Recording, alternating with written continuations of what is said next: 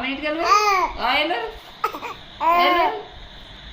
మీ నానమ్మ మీ పెద్ద బాపు మీ అయ్య మీ పెద్దమ్మ వెళ్ళరు మీరు. మా ఇంటికాడ ఉండడం కూడా ఒకరి కట్టబడతా అయ్యా అనుకుంటారు.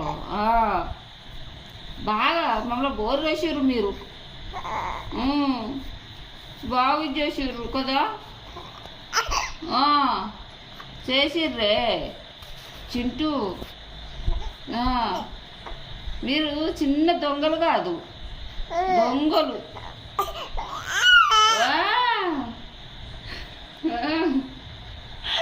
దొంగలంటే పెడుతుంటారు, కీకలు పెడుతుండే దొంగలు